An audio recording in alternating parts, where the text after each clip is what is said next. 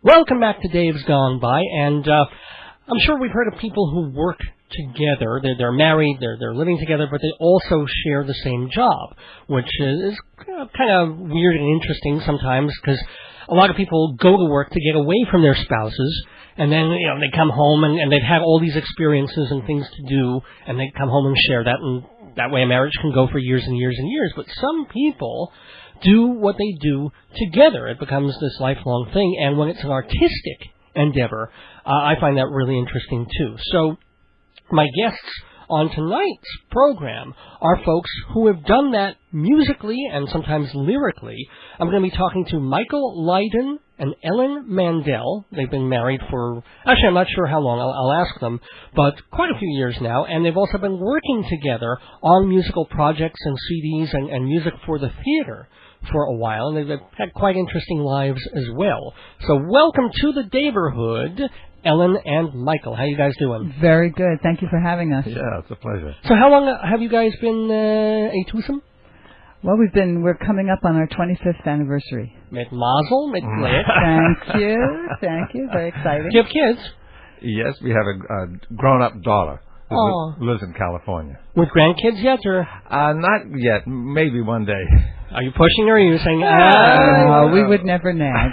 Time's a wasting, So, you then, let me start with Michael, because I guess you were doing the music stuff a bit before then. I mean, you came of age kind of in the 60s. Yeah, I loved rock and roll music and pop music, and in the 60s I started writing about it. I was a founding editor of Rolling Stone, and I traveled on the road with the Rolling Stones and B.B. King, Grateful Dead, the whole bit. No, well, stop right there. I mean, that's going to be the next 5 minutes of this conversation. Sorry, but that's okay. And I wasn't even there. It's so pathetic. You weren't born until 1980. I was born, and it's strange. But so, all right, you were a founding editor of Rolling Stone. So what's Jan Wenner really like? Or what was he like back when? He was a good guy. He was extremely ambitious. He was driven by ambition, but he knew what he was doing.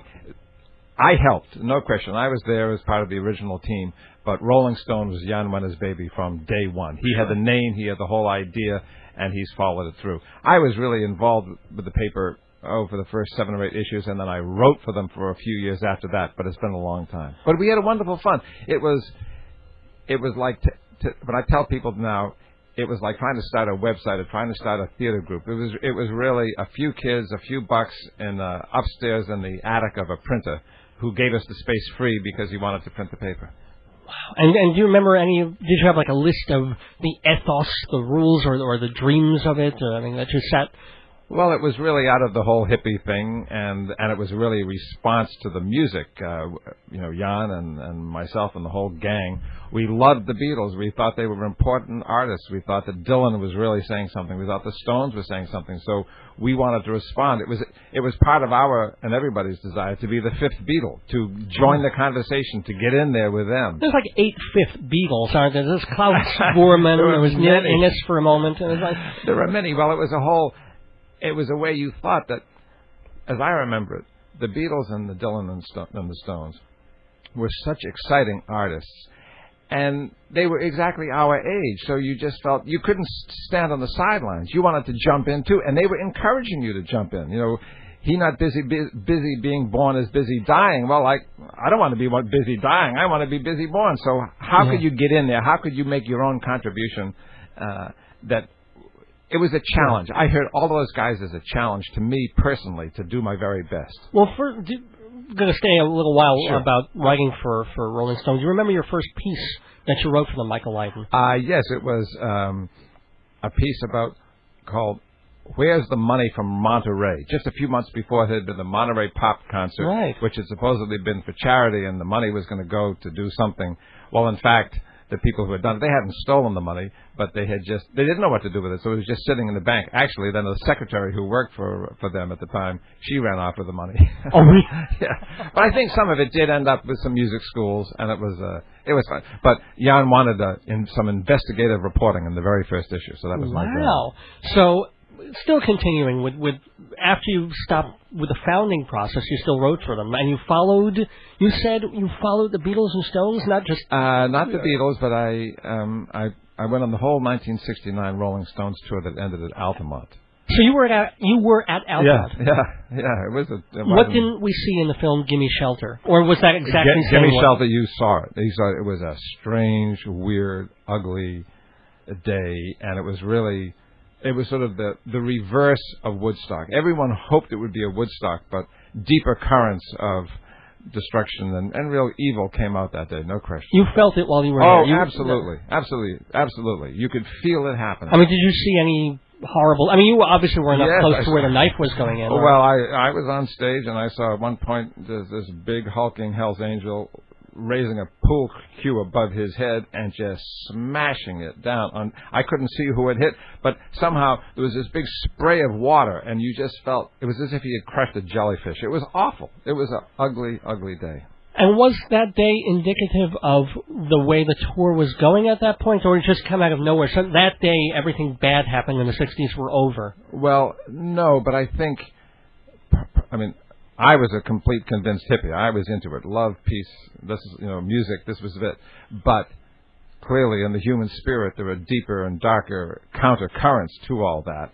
So this was the day when a lot of the naivete of being hippie, just peace and flowers are going to stop human ugliness, that got stripped away very, very sharply from myself and from a lot of other people. Wow. It was strange. And then after that I felt I'm going to go into a more private kind of being a hippie, not just we're going to go to big, huge events that are going to be a testament to everything, more just tend to my own garden and tend to my own music and tend to my own work in a quieter way. So even into the 70s, when people stopped being hippies, you kind of... Ellen and I met sometime around then, and then I started to play music, and so then I wasn't just a reporter anymore, I was in it myself. So how did you guys meet? Ellen, you want to take that? Well, we had a mutual friends who were friends with each other, so we met through them. Were they also musicians in that circle? No, they were, one of them was a graduate student, a radical, an organizer, like a labor organizer, radical type of guy. Ellen, we met at a commune. Really? Terrifying. Terrifying. What was a commune? I've never been to a kibbutz, and... This was just, it really was... Well, I was not part of it, but it was roommates living in a house.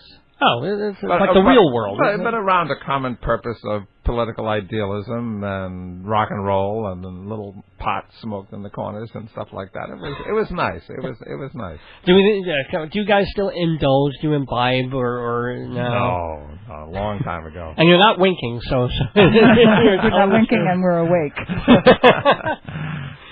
But you avoided, as hippies, did you avoid the heavy drugs? Because a lot of people didn't. Yes, we did. And we were very fortunate that the hippies we knew and were drawn to, and I guess ourselves, were we liked brown rice, we liked vegetables, we liked peaceful. It was a feeling of peacefulness and friendship, really, and music, and I think a lot of people. Mm-hmm. Just would be led astray. They would meet people and that seemed like fun, but then there was really coke or you have to work. You have to tend the garden. But the people we met and the people we liked were very down to earth, nice folks. Cool. Do you consider? I don't know if you ever, consider yourself a hippie, but do you consider yourselves still hippies or countercultural, or basically times change people and you settle into things? Well, I call myself a musician. Okay. And others do too, so. And also, it's funny that you call yourself a musician, but in your bio, Ellen Mandel. Yes. It says you have written 50 plays. 50? No, not plays. Music for plays. You've scored. Right. Sorry. Right. Yeah. Gotta check that website out. Yeah. Read carefully. I haven't written any plays. So let's go back to the beginning of that then. Do you remember the first play that you scored? I do. I started in theater by doing live piano playing for improvisational comedy. Wow! And it was really, really fun. I was with a terrific company through whose doors passed Bruce Willis and John Leguizamo. Bruce Willis I didn't work with. John Leguizamo I did. He was incredibly talented, blazing talent, and a lot of other people who are very talented who have not become as famous as I think that they should have. But would we have heard of them in a smaller way? Probably not. A fellow named Joe Pearce, who actually plays a part on Michael's most recent CD that you'll probably play later. Yeah, we will. But just got so interesting here. He told us that he put his son through college on a tiny bit that he did for the Olive Garden. Oh, a little commercial will do it. Yeah, but as a result of creating music live for these comedy shows and just writing it on the spot, I said to myself, gee, I'll bet I can actually write music for theater, and that's how I started out. Well, the one other thing that I found in the bio is that both of you at one point opened for Muddy Waters? Yes, that was working as a duo. Up in Boston. Very exciting. Yeah, at the Paradise in Boston. Were you doing blues, or was it a folky sort of a thing, or what? It was it's kind of like the music that we play when we play together now, kind of jazzy, pop, swing, some originals, some standards. Well, I want to play a cut of yours, but let me just ask, did you meet Muddy? I mean, what was he like? What was the... Oh, yeah. Michael, yeah? We went into his dressing room to pay our respects and tell him how much we loved his music, and he was the sweetest gentleman. He said, oh, and you guys sound great, too. So which was very, very gracious of him, and we loved him, and we learned so much from watching him. He could lead his band with the slightest lift of an eyebrow, and the whole band would just do exactly what he wanted them to do. So he a master musician and a fine gentleman, and we loved him. Oh, all right. I am going to play a cut of yours, but I want to hear about other musicians, too. I mean, that you worked with or opened for, or any other anecdotes? Well, I had the luck through this comedy show. I somehow ended up being on a national TV show with Bill Boggs. He had some kind of a comedy show. Yeah. And he wanted to sing, so I was going to play with him. And he said, oh, well, Dizzy Gillespie's going to be a guest on the show. He'll sit in with us. And so I thought, that's ridiculous. That's never going to happen. But sure enough, he did. So I got to play with Dizzy Gillespie that day, and it was just fabulous. What separates someone like Dizzy Gillespie from another sort of whoring cornet player? What's fabulous about someone like that? Well, to me, on that day, he played such beautiful music, and while we were waiting to go on, and first we rehearsed the tune, and I was telling him what the arrangement was. I felt this is just crazy. He should be telling me, not I telling him, but just, this little singing arrangement. And then when we were waiting to actually do the performance, standing backstage behind the set, he was noodling very, very quietly on his trumpet. The most celestial, exquisite, gorgeous stuff you have ever heard. It was just wonderful. I mean, just unbelievable. And then the guy was, again, so nice. After he gave me a ride home, I couldn't believe it. He was just a doll, But the noodlings that I heard were like the best music you're ever going to hear in your life. He didn't do any noodlings with you on the ride home, did he? Just wondering. No, just a sweetie pie. And Michael, you look like you were about to jump in with another remembrance of another. Well, I was going to say that Dizzy said that we went to see him a few nights later at the club in New York, and we went backstage, and he said to me, now, you got a wonderful musician there, meaning Ellen. I said, yes, indeed, I know it. Well, let's hear some wonderful music. Why don't you set us up with a song that you guys have worked together on, either for a theater project, or sometimes you said poetry to music. I know that's something very important to you. Well, the poetry that I've set to music, which I'd love you to play a little of, is I've been writing it in the vein of classical song settings. I write out all the notes for the piano player. This is basically so that anybody can play it who can read music. So those are just vocal, a very fine singer named Todd Almond, and myself on piano playing these parts. Michael is on those, but he's played on a number of my theater pieces, which we can hear on the song from Rough Crossing that maybe you'll play. What's the name of it? It's called This Could Be the One. It starts off with a silly little piano segue, which I think everybody will know everything in, and then we hit into the tune, and you'll hear Michael playing, too. All right, so on Dave's Gone By, Ellen Mandel and Michael Lydon playing, or from the CD, This Could Be the One, lyrics by Tom Stoppard. This Could Be the One. And actually, I have the two here in the Daverhood on Dave's Gone By. That was a song from the CD Every Play's an Opera, Theater Music by Ellen Mandel. And Ellen is here with us in the Daverhood alongside her co-music partner and husband of 25 years, Michael Lydon. And again, so you've done, Ellen, a bunch now of like 50 song or music cycles for plays. Yes, sometimes they're songs, sometimes they're just instrumental music, whatever's appropriate to the play. Sometimes it's Greek tragedies with kind of synthesizer, strange mood stuff. Some of it is violin and accordion. It's just whatever is needed. Was there any show that was particularly exciting or challenging, or where you really felt, wow, this is big, or I'm really up against it? Well, sometimes the Rough Crossing that we just heard was an incredible amount of fun. It's a very, very funny show, and one of the pieces that we did live was just percussion. The scene was set on an ocean liner, and these characters who are the composer and the songwriter of the show try to show the song to the actress they want to play it, and they don't have any instruments, so they just use the items they had on their breakfast table, the tray covers and the pepper shaker and all that kind of thing. And we laughed our heads off rehearsing it. It was so funny. Sounds like sort of a stomp kind of yes, thing. Exactly. It was so much fun. It was just great. Now, one other thing about sort of homemade-ish kind of music is that, I don't know if both of you, but it said on your website, Michael, which is what, michaellydon.com? michaellydon.com, yeah. M-I-C-H-E-L. A-E-L. A-E-L, and then L-Y-D-O-N. Right. Cool, michaellydon.com. And Ellen, you've got your own site, which is Ellen Mandel. One L in Mandel? One L, like Howie Mandel. .com. But you don't have to wash your hands 10 times before going to her website. No.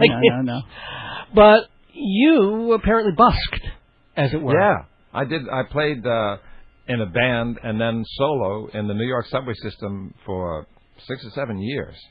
It was rough. It wasn't so easy. But I worked it out so that I basically played at Astor Place Station, which is near our house. Yeah. And in the subway program, you were assigned a spot and a time.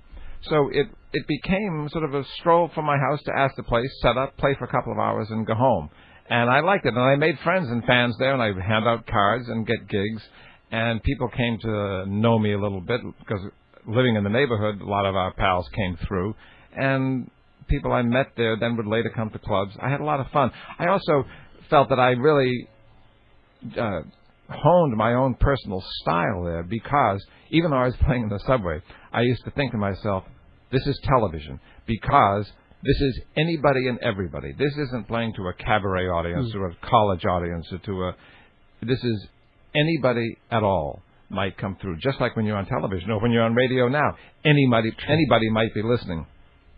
So in those years playing in the subway, I called it developed my persona, developed who I was to the public. And it was a very educational experience. I loved it. Well, what were some of the things that you got or learned how to do or to cope with when you're on a subway platform and trying to get people to stick around and maybe throw $1 in? Well, I sort of found my own wavelength. I don't know, it's a little hard to describe. But if you think of Willie Nelson or you think of Cary Grant. Oh, we're going back to marijuana again. All right, yeah. No, but or B.B. King, as natural as those folks are, they've really worked out some connection between their own private personal selves and their public self. Mm-hmm. And so me with a little bit of hippie, a little bit of gray in my hair, a little bit of Ivy League, a little bit of all the elements of my personality, I somehow tried to coalesce them in what I like to play. And then the songs that went over or the ways in which I connected that I could tell worked, I kept those. Things that didn't work so well, I let fade off to the sides.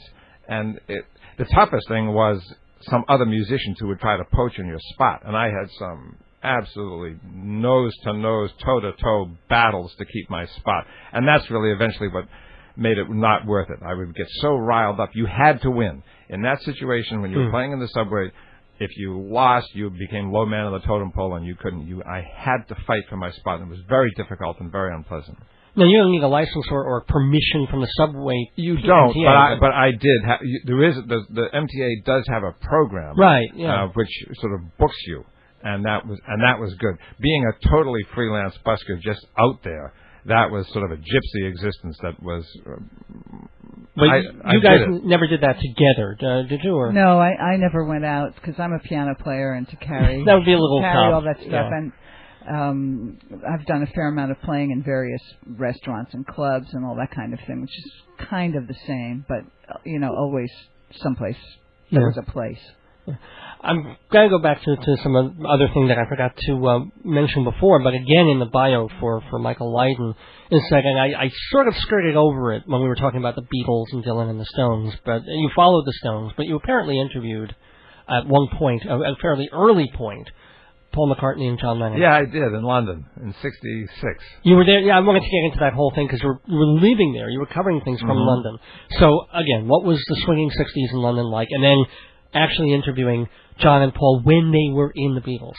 Well, the swinging '60s in London were great, and it's hard for Americans to realize, but it took England a lot longer to recover from the Second World War than America, because London the cities had been bombed, and they were on the front lines rather than with the ocean away from the battles. So it was only in the mid '60s that London and England were really totally recovered. So there was this spirit of youthful optimism. The Beatles were fabulous, and they were influencing everybody. They gave everybody a new sense of hope. So it was a real youth movement of all kinds, and connected with the whole youth movement going on.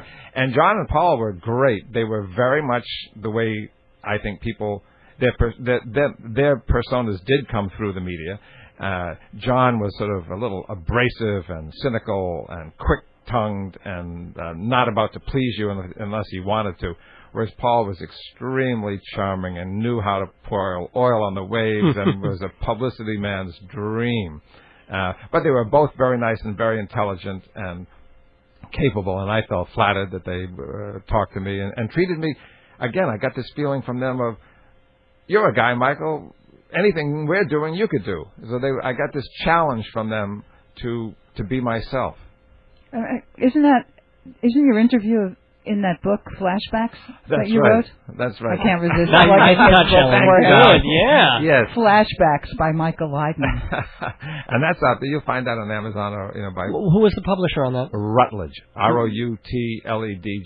Oh, so British publisher, in other words. Well, yeah, British American. Yeah, cool. So what other flashback people are in that book? Let's see. B.B. King. And then my Rolling Stones piece is in there. Aretha Franklin, who we both adore, she's in there. And who else? Have you had contact with any of these folks in more recent times? Like Aretha's still going, No, we haven't. But we still love her. We still love her, and she's still great. A friend of ours went to see her at the Apollo a couple months ago and said she was fabulous. Oh, good. The other person, though, a totally separate book, is you became not really obsessed. Ray Charles, yeah. Ray Charles. I wrote a full-length biography of Ray Charles called Ray Charles, Man and Music. Came out in '99, and now it's out in an edition that I wrote a new ending to cover his death, unfortunately. And that's a very good book, and that's got well-reviewed, and it's out there. That's Amazon or your public library or Barnes & Noble. And it was an authorized biography? No, it wasn't authorized, but I did interview Ray several times. And I had cooperation of his staff, and they opened the doors for me to interview just about everybody. Oh, that's good. So how is it now authorized? I mean, that sounds pretty. Well, there was no money deal, and he didn't review the manuscript before publication. Even better, yeah. It was better because I don't know if you know the expression, to be a Raylette, you have to let Ray, but Michael interviewed a lot of Raylettes and a lot of non-Raylettes who were lady friends of Ray Charles, and I think. He has been an idol of mine, just the most fabulous musician and piano player since forever. And this doesn't take away from that, but he was not pleased that so many of his lady friends were willing to talk about his relationships openly, apparently. Yeah, and that drew heavily on the book also. Well, Michael, did you have to let Ray? Or I don't think he was interested. But the movie was terrific, and the director, Taylor Hackford, then got in touch with Michael and was acknowledging how fabulous the book was and took us out to dinner. It was very nice. Very nice, yeah. So let's have a Ray Charles memory, though, of talking to him or something that he told you that blew your mind. Or Well, I can tell you this. When he first made serious money, he bought land and he built a building that became his recording studio. Yeah. And I was there interviewing him there one day. And at the same time, there was a photo shoot. And so the photographer had all these lights with the big umbrellas and all that stuff, and they were clicking away and the lights were flashing. And suddenly, all the lights in the building went out because they had so much surge of power, they had knocked out the lights. So Ray, of course, couldn't tell that the lights had gone out, but he heard people talking and said, "What's that? What's that?"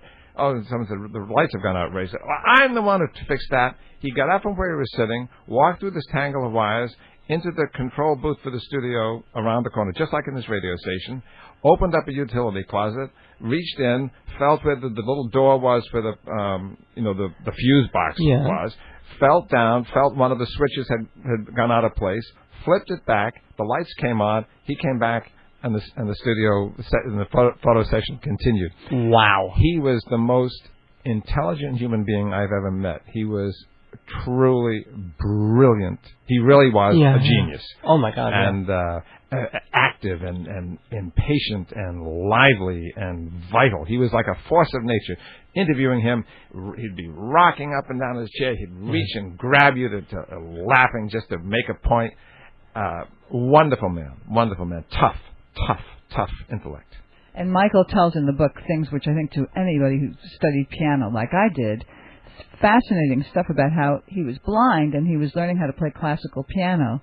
So he had to learn, he would read the Braille for the right hand with his left hand while he was playing it with his right hand. Then he would read the Braille for the left hand with his right hand while he was playing it with his left hand. And then to play it, he would have to memorize it to play both, because it's a hand thing.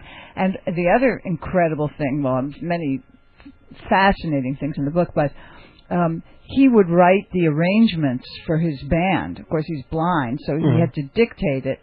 And musicians know that the different instruments are in different keys, so that to write music for a whole band, all the parts are in different keys. They have different numbers of sharps and flats.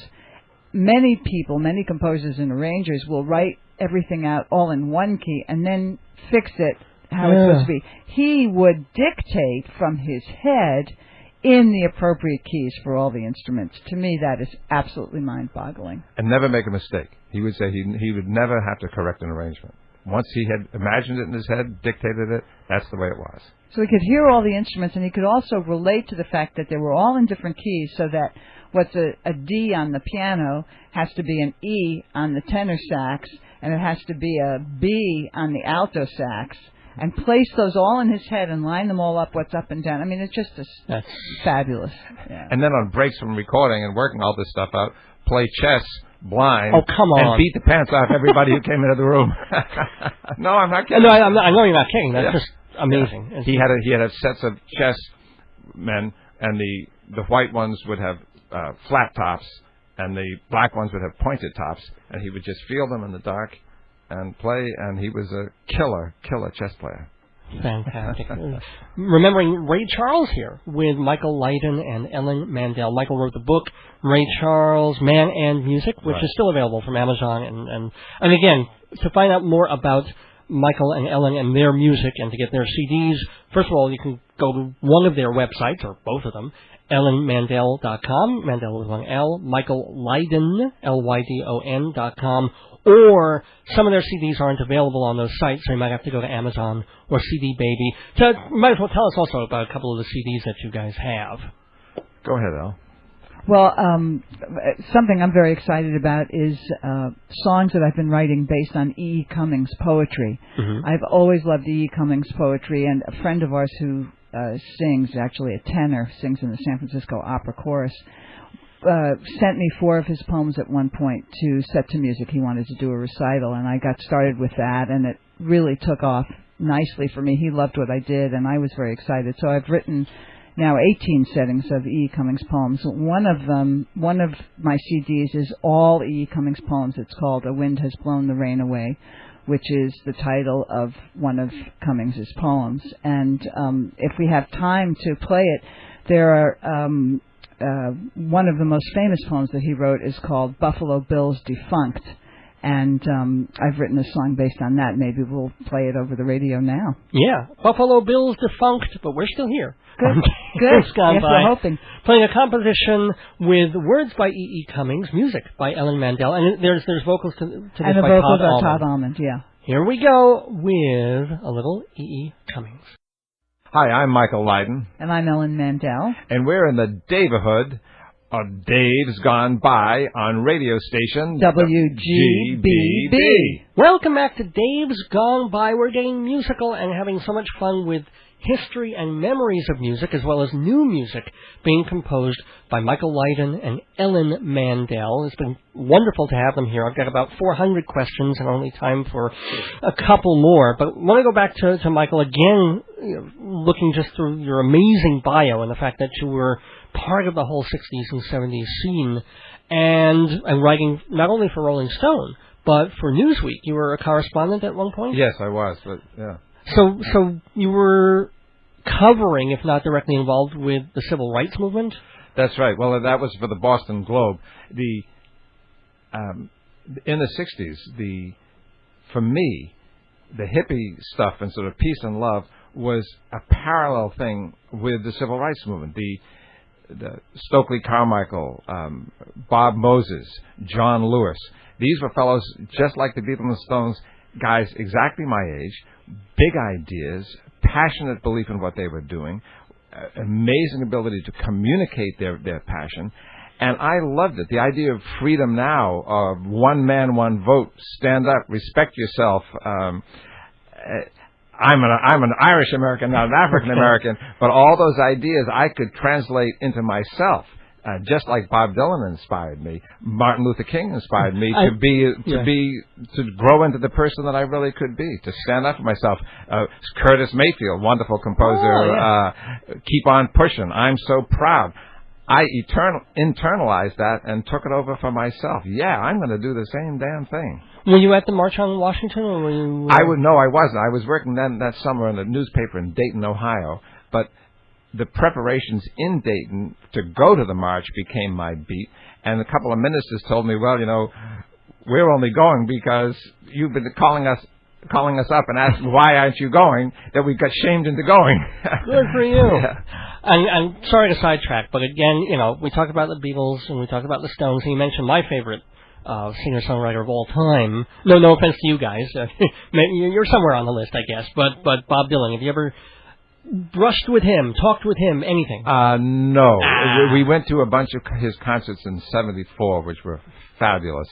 But no, I think he's a great artist, no question. Who were the influences on both of you as far as musically, both growing up and even when you write now? Who do you listen to, or who were you listening to? Everybody. Ray Charles was a great idol of mine, Aretha Franklin, but also classical music of all kinds. I studied classical piano, so Beethoven, Chopin, Bach. But now anything that comes along, I held off against rap for a while, but I've even starting to like that. The new, salsa, Latin, and then now listening to world music, just anything that you endure, and you hear it, and it's just there's not enough time to listen to everything that's out there. There's so much good music, and there's so many good musicians, and if you listen, you may not like it at first because it's not what you're used to, but as soon as you hear that inside all that music is a person trying to beam their deepest feelings and their deepest ideas to the world, you just have to admire them and fall in love with them. It's great. We live in Manhattan in the East Village, and our little corner store is run by some people from Bombay, or Mumbai as it's now called, and they have music playing all the time in the store, which is fabulous. It's their Mumbai pop rock or whatever it is. Yeah. And it you sounds just go in Indian. there, and it's just so great, so it's all wonderful. Now, when you guys work, quote unquote, I mean, do you get together and say, oh, I want to write a song about this, or is it always either a commission or there's always a play that needs stuff, and that's what gets you going? Well, for me, it's so great when there's a commission, because there's nothing like somebody wanting you to write something and then knowing that you're going to have it performed by excellent people. But sometimes stuff just comes out of your head. I have a new CD that'll be coming out, and I wrote a song called Clouds, which is it's about remembering people who are gone, basically. And that really just came from my soul, that I had just wanted to write a song like that about the angels that I knew in my life. So sometimes it comes from a commission, sometimes it just comes from inspiration. And Michael, same thing. Most of my songs really have come from practicing on the guitar, and I'll just be doing an exercise, but 2 notes, 3 notes, a rhythm, something will say, hey, that's usable.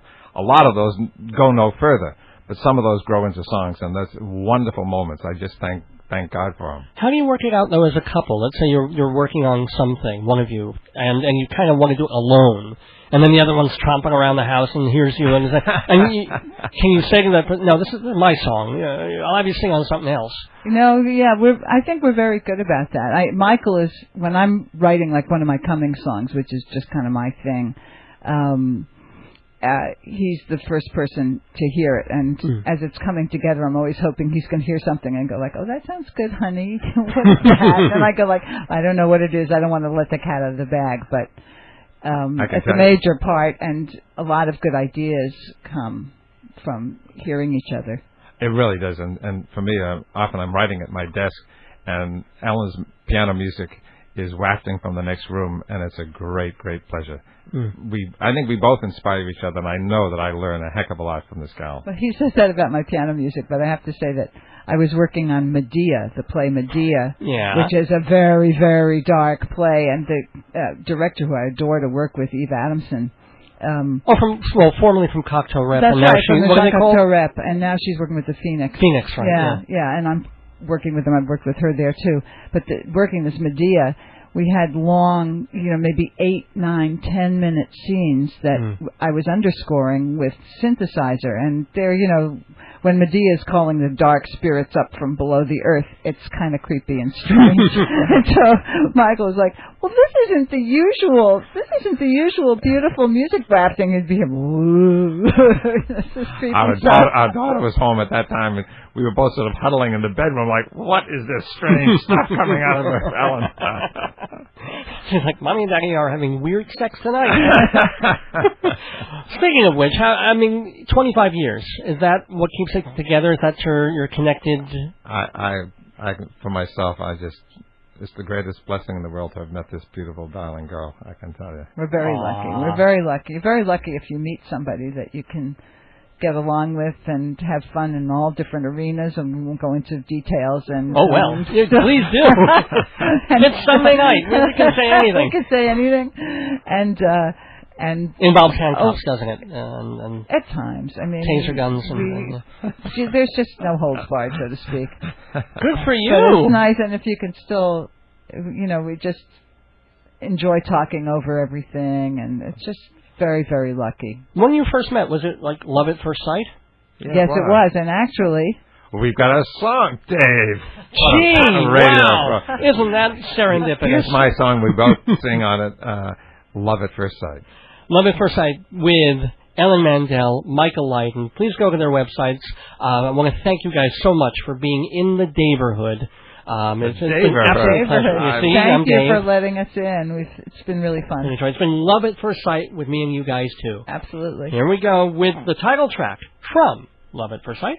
Love at First Sight.